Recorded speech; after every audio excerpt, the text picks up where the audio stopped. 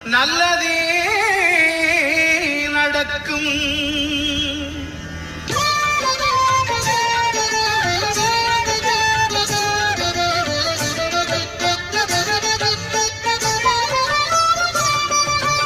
ஒன்பது கோளும் ஒன்றாய் காண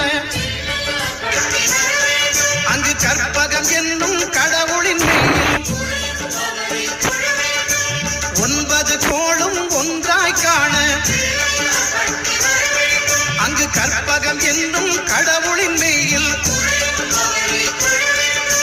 சூரியன் முதலாய் 9 கிரகமும் பலவித குணங்களை கொண்டிருக்கும். எங்கள் கற்பக தருவில் அவை வரும்போது ஒன்றாய் சேர்ந்து பலனளிக்கும்.